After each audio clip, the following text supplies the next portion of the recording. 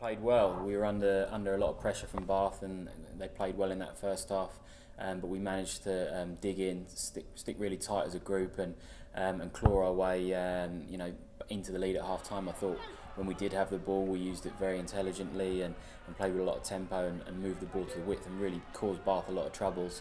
Unfortunately, we just didn't have enough to maybe build the lead that we wanted. But going in at half time at the Rec on a Friday night, 13-12 up, we were obviously massively positive and expected to put in a better performance in that second half. Obviously they've got a very, very strong squad, and the bench that they were able to bring on really paid dividends for them.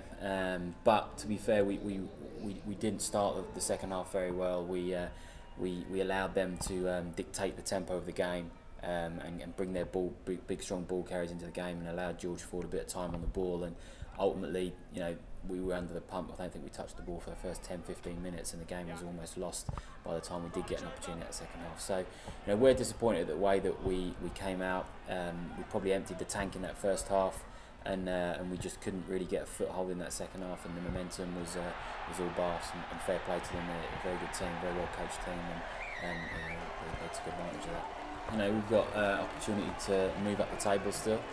Especially obviously playing Gloucester in 2 weeks' time, so that will be our first thoughts. And we've got 2 games left. We want to win both, finish the season on a high.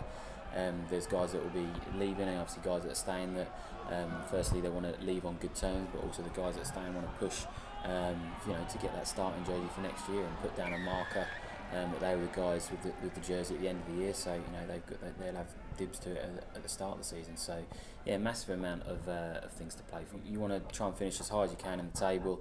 They're our closest rivals in that regard, and it'll be tough going down to Kingsholm. They're unbeaten there in 2015, so we want it's an opportunity to take a scalp and go on the road, and Kingsholm's tough, but we've played well there in the past. Last year was an end-to-end high-scoring game, and I'd expect it to be similar if the sun's out, for both teams to really put a bit of air on the ball and make it an interesting one.